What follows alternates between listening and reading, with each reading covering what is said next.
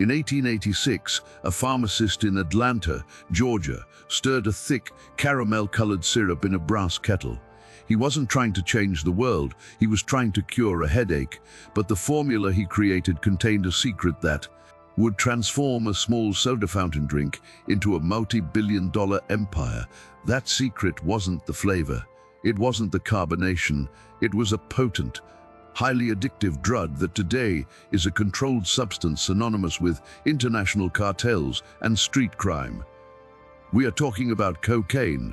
For decades, the world's most famous beverage was fueled by the same ingredient that the DEA now spends billions of dollars to eradicate.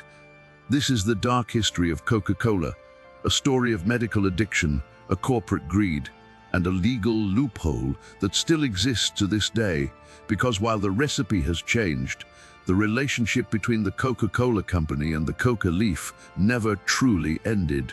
To understand how this happened, we have to look at the man behind the curtain, John Pemberton. He was a veteran of the American Civil War, but he carried a scar that most people couldn't see. During the Battle of Columbus, he was slashed across the chest and shot. Like many soldiers of his era, he was treated with morphine to dull the agony. It worked, but it left him with a crushing addiction. By the 1880s, Pemberton was a man desperate for a way out. He was a chemist looking for a brain tonic that could cure his own dependence on opium. At the time, the medical world was obsessed with a new miracle plant from South America, the coca leaf. Scientific journals claimed it could cure exhaustion, depression, and even morphine addiction itself. Pemberton began experimenting. He first created Pemberton's French wine coca, an alcoholic beverage infused with coca leaves. It was a hit, but there was one problem. The temperance movement was sweeping through the South. Prohibition was coming to Atlanta. Pemberton knew he had to pivot. He stripped out the alcohol but kept the most important part, the coca leaf, to add a kick of caffeine. He mixed in the cola nut from West Africa.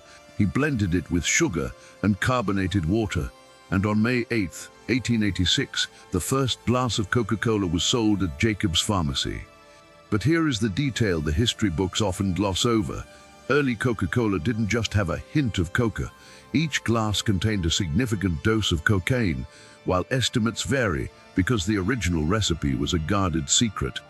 Historical analysis suggests that a single serving contained enough of the drug to provide a noticeable euphoric high. In an era before strict drug regulations, Pemberton was effectively selling liquid courage to the masses. The timing was perfect. The Gilded Age was a period of intense work and social change.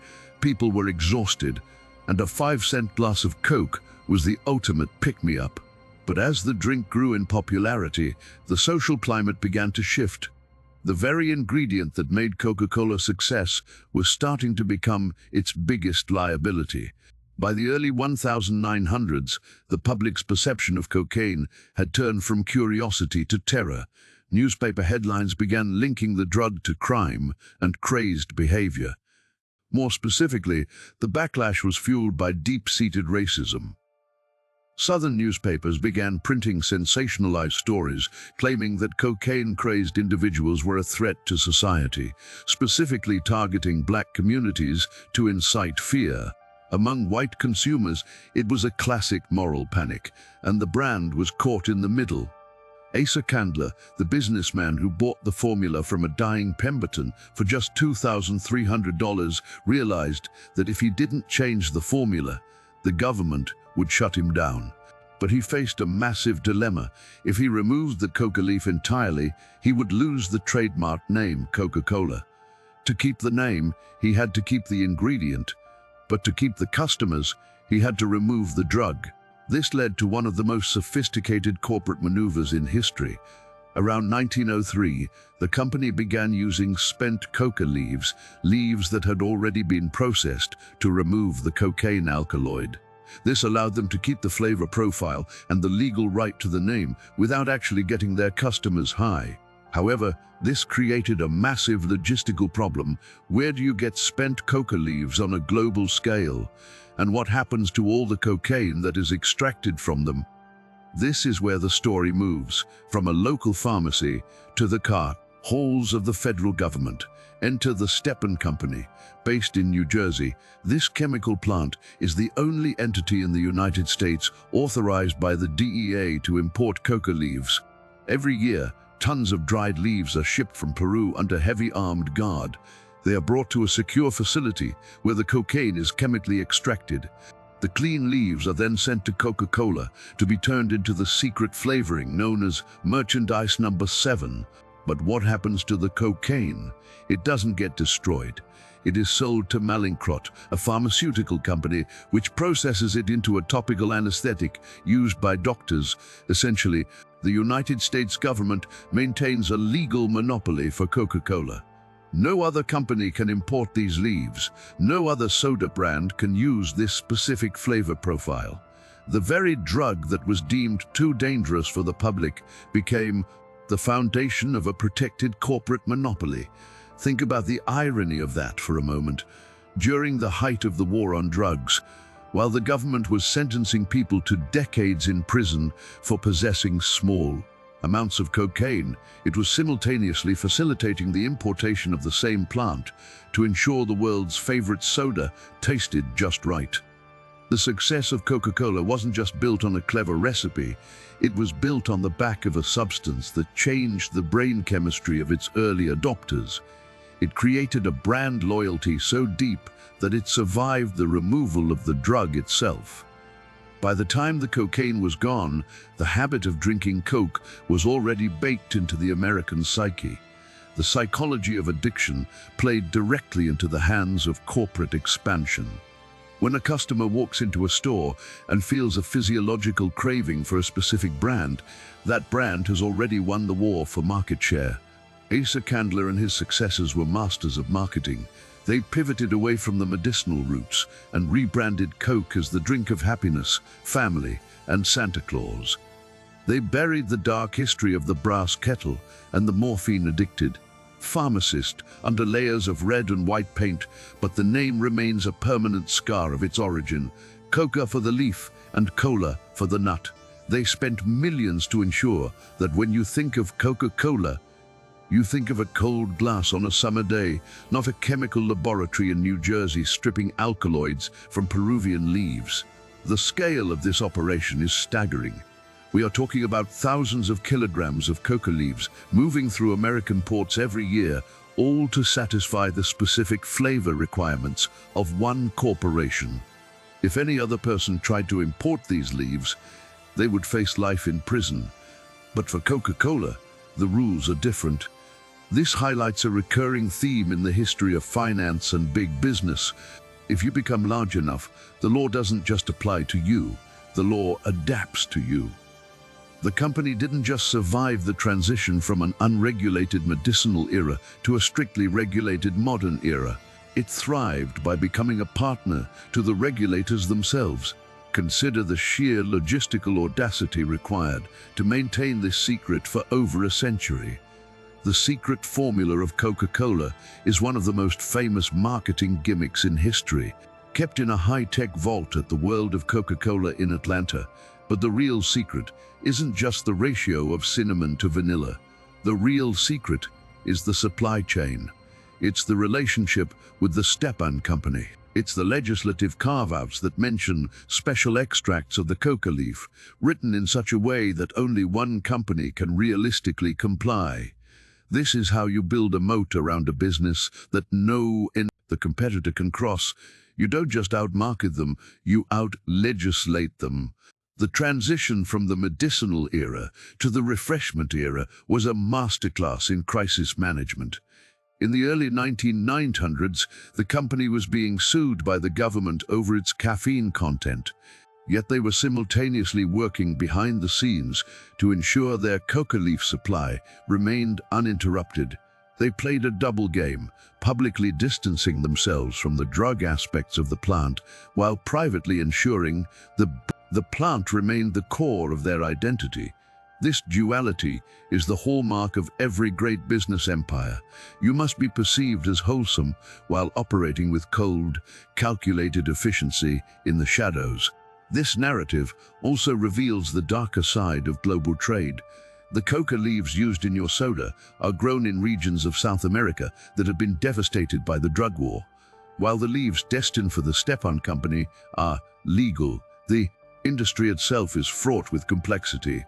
Coca-Cola's reliance on these leaves means that, in a very literal sense, the global infrastructure of the coca trade, an industry that causes immense suffering in its illegal form, is the same infrastructure that provides the flavor of happiness. It is a symbiotic relationship that the company rarely discusses. Today, Coca-Cola is a symbol of American capitalism. It is available in almost every country on Earth. We see it as a harmless treat, a companion to a burger and fries. But if you look closely at the supply chain, you see the remnants of a darker era. You see the armed guards at the New Jersey factory. You see the special permits from the DEA. You see a company that was literally built on an illegal ingredient and grew so powerful that it convinced the law to look the other way.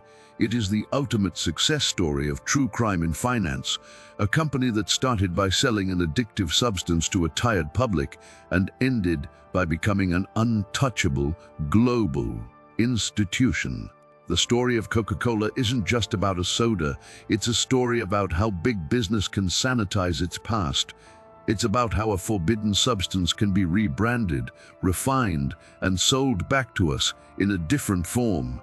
Pemberton wanted a cure for his pain, and instead he gave the world a permanent craving. The empire wasn't built on sugar and water alone. It was built on the most powerful force in the human experience, the desire for an escape, whether that escape came from a drug in a pharmacy or a brand on a billboard. The result was the same, a multi-generational addiction that shows no signs of slowing down. As we look toward the future of the beverage industry, the lessons of Coca-Cola remain more relevant than ever. We see new functional drinks entering the market every day, promising energy, focus, and relaxation. They use exotic roots, lab-grown chemicals, and clever marketing to promise a better version of ourselves, but none of them have the weight of history that Coca-Cola carries. None of them have a dedicated federal loophole. The story of the illegal ingredient isn't just a fun fact for trivia night. It is the blueprint for how to dominate a market by any means necessary. The irony is that Pemberton died broke. He never saw the global phenomenon his drink became. He sold his shares for pennies because he was still chasing the dragon of his own addiction. He was a victim of the very thing he tried to sell. But the men who followed him, the Candlers and the Woodruffs, they understood that the value wasn't in the drug itself, but in the brand that the drug created. They took a chemist's desperate invention and turned it into the world's most recognizable icon. Next time you hear that familiar pop of a can and the hiss of carbonation, take a moment to consider the journey of that liquid. Think of the battlefields of the Civil War, the morphine-addicted pharmacist, the racial panics of the South, and the high-security chemical plant in New Jersey. You aren't just drinking a soda, you are consuming a piece of industrial history that survived the most aggressive drug laws. In human history, the illegal ingredient may be gone in its active form, but its spirit, the drive for more, the power of a secret, and the weight of an empire is in every single drop. The Coca-Cola Company has spent over a century perfecting its image, but no amount of advertising can truly erase the roots of the Coca plant from its story. It is a permanent part of the DNA of the brand. It serves as a reminder that the line between a medicine, a drug, and a refreshment is often just a matter of who owns the patent and who writes the law. In the world of dark business stories, there is no bigger giant than the one that hid its secret in plain sight. What do you think about the government's role in protecting Coca-Cola's special supply chain? Is it a fair business advantage or a double-seated standard that needs to be questioned? Should a single corporation have a government-mandated monopoly on a plant that is illegal for everyone else? Let me know your thoughts in the comments. This is a story that goes much deeper than the bottom of the bottle. And I want to hear your perspective on the intersection of crime, finance, and the drinks we consume every day. Would you like me to dive deeper into the specific legislative battles Coca-Cola fought to keep its name, or perhaps explore the dark history of other major food and beverage corporations?